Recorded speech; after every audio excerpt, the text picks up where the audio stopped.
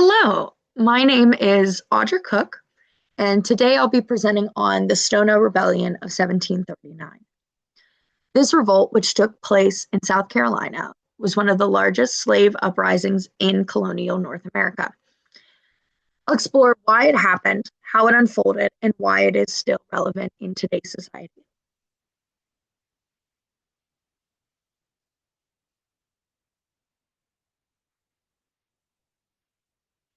So, what was the Stono Rebellion? Stono Rebellion was a direct act of resistance carried out by enslaved African Americans and indigenous people.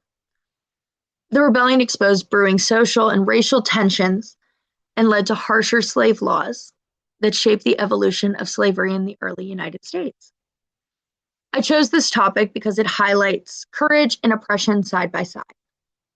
It helps us see the humanity of people who fought for their freedom when freedom itself was forbidden.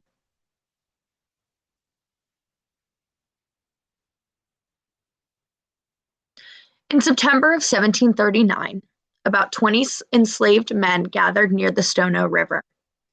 They broke into a store, seized weapons, and killed two shopkeepers.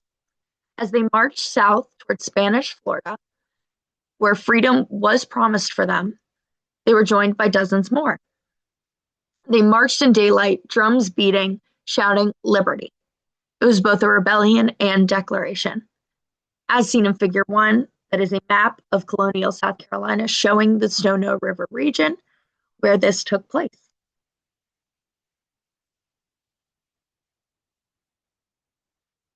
To understand better why this rebellion erupted in the first place, we have to look at South Carolina society during this time period.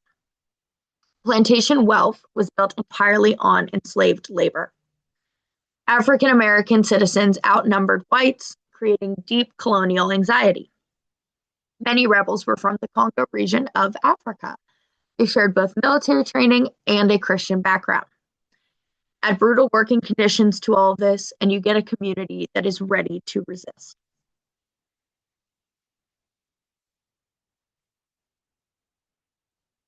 This was not a random act of violence. It was a coordinated revolt. The group marched under a banner, used drums and chants to communicate and move strategically towards Florida. Governor Bull's account describes rebels carrying firearms and flags, clearly acting with shared purpose. They knew what they were doing. They were asserting a claim to their own freedom.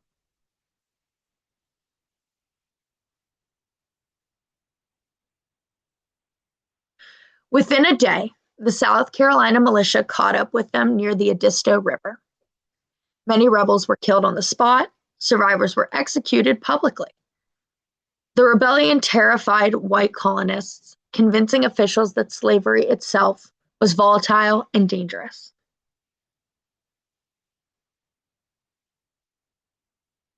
The immediate response was the Negro Act of 1740, which severely restricted assembly, literacy, movement, and the right of enslaved people to earn their own money.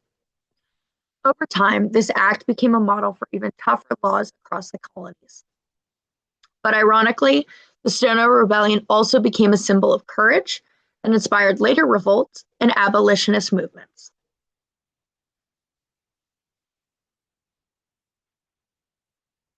Key factors that drove the rebellion. Several factors came together: the colony's economic dependence on slavery, the rebels' African American military experience, and the lure of Spanish Florida's freedom policy. All of those things combined together created a perfect storm. A moral crisis in a society that preached liberty but denied it to most of its population.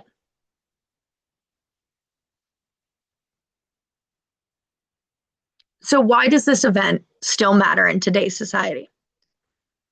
This is still incredibly relevant to everything that we talk about, both today, in the future, in the past, because it forces us to confront how ideas of freedom were shaped by those who didn't have it. The rebellion is remembered through historical markers throughout the country, through writings, etc. It connects directly to modern discussions of racial injustice and resistance as well.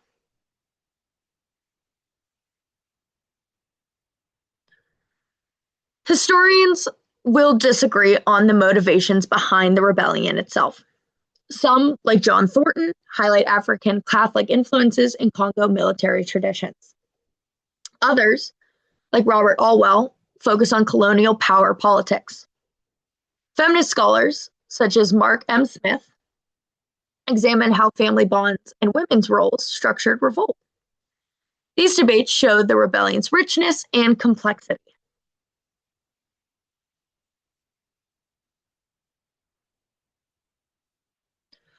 For a long time, writings by different authors portrayed Stono as a riot. Early historians like Wood gave us the first serious research emphasizing strategy and planning. Later, Hoffer reframed it as a full-scale military rebellion with leaders and objectives. This shift reminds us that history isn't a static environment. New evidence reshapes how we understand resistance. New information allows us to expand our knowledge and reinforce different ideas.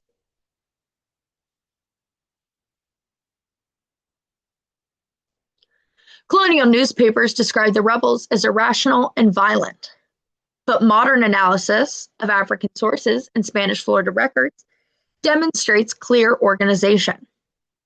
So what was once dismissed as chaos is now recognized as intentional liberation efforts.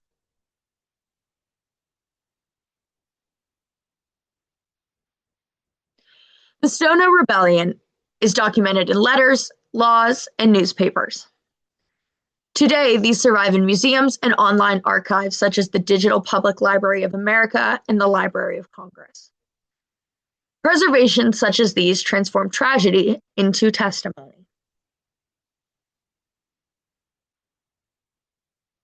Now, there are biases present in sources. Colonial sources often called these rebels barbarous.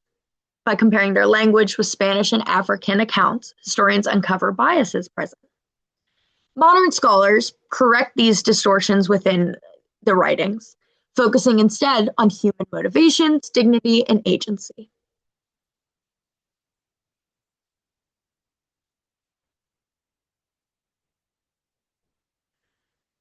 The Stono Rebellion revealed that the promise of liberty in colonial America was fundamentally incomplete and inaccessible. Despite being brutally suppressed, it forced colonists to confront, not colonists, I apologize. It forced enslaved African Americans and indigenous peoples to confront the systems that they had built and the systems that they had lived in. And it gives future generations a model of resistance. To borrow some of Hoffer's words, the rebels cried liberty, and their voices still echo through history. These are all of my primary and secondary sources and scholarly sources, including William Bull's 1739 letter, the Negro Act of 1740, and other scholarly writings by Hoffer, Thornton, Wood, Pearson, Smith, Morgan, and others, all of which help to deepen our understanding of this pivotal event. I appreciate everyone taking the time to watch my presentation on the Stono Rebellion. Moments like this in history remind us that freedom's meaning was built, not only by founders, but also by enslaved people who fought for it with extraordinary bravery. Thank you.